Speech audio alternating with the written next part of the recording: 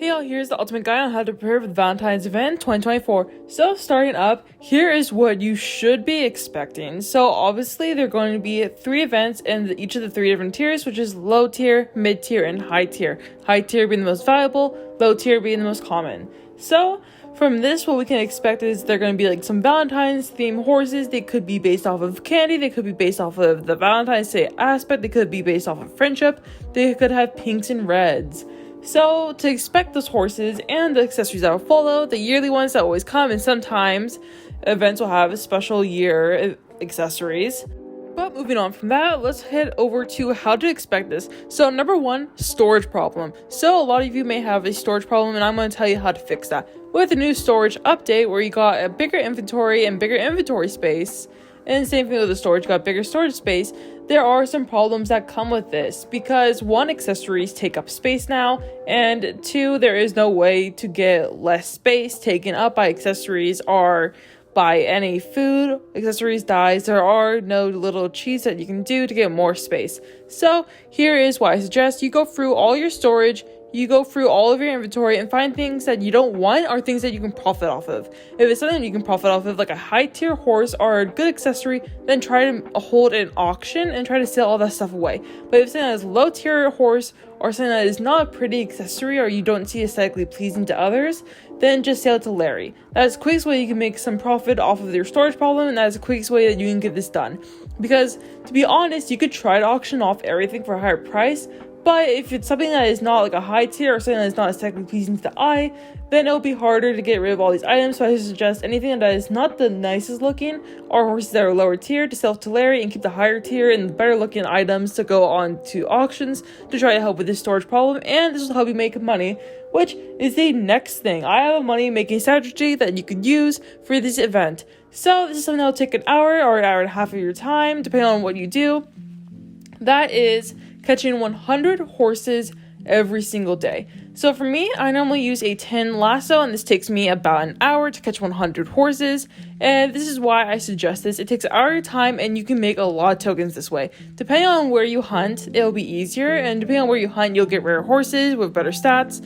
That will help you make more money. So some of the islands I do suggest are Jungle, Lunar, and Volcano. I will show you what routes I will do with those now. So for Lunar, I start off with going to the left of the spawn, but first before I leave spawn, I catch the horse there, then I go to the left and I do a little loop around those islands, and then I cut across over to the little island before the space rocket, and I'll catch 2 horses there. Then I'll go to the space rocket island and I'll catch 3 horses there.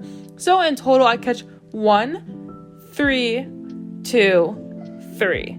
So that's pretty good. So let me do the math in my head real quick. That should be 9 horses total for Lunar Island, which sometimes sometimes the spawns don't spawn all correctly, so it could be 9 to 8 to 7 horses every single round you go, and by the time you complete 1 loop, the horse should already respawn for your next loop. The other island I recommend is Jungle. Jungle Island is amazing, and it is really great for going on to catch horses. Thing is, I don't really have a specific routine. I just go on the outer side of the island, I do a little loop, and if I see any horses in the middle, I'll go catch those. By the time I complete the loop of the island, the horses have already respawned because of how big the island is. And then next I suggest Volcano. It's not the best option, but I do suggest it in case you are like not really patient and you just want to get the horses quickly.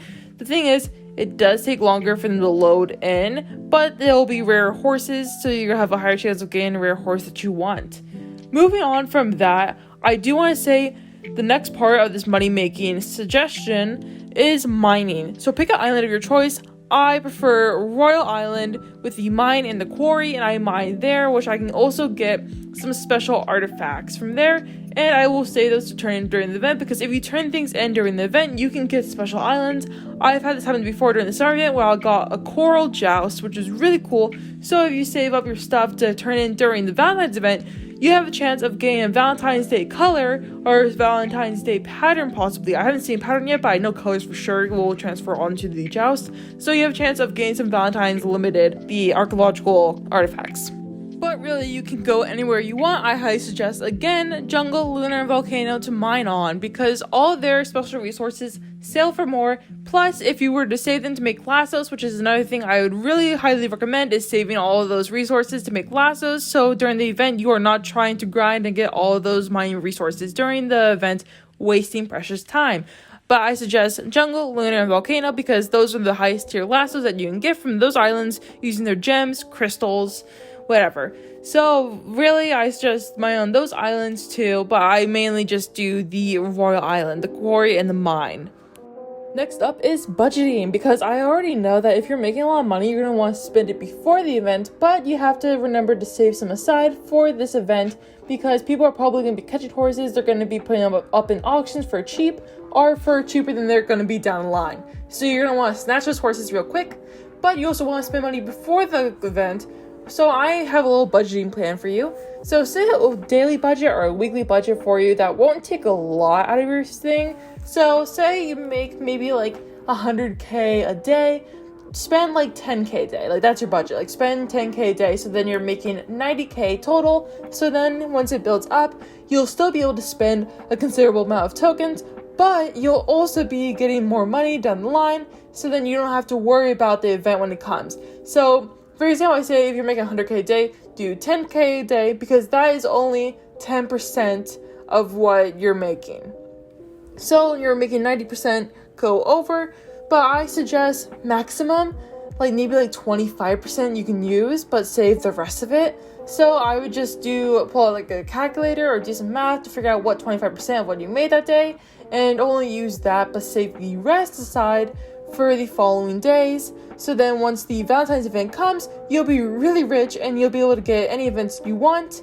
So that will be very helpful for your journey to make a lot of money and to get a lot of money for this event, so you can be very well prepared. Hopefully, by listening to my tips and tricks on how to prepare for the Valentine's event 2024, that this will help you succeed. I really hope you all enjoyed this video and found it very entertaining and informational and resourceful. So going forward, thank you all for watching very much. I very much appreciate it. If you like this video, make sure to like and subscribe, because every single like and subscribe counts and helps my channel out a lot. I will see you all next time. Bye! And if you made it to the very end of this video, make sure to leave a comment with a white heart, just so I know that you watched it all the way through. Thank you all for watching. Bye. Make sure to stay safe, Cinnamon Rolls!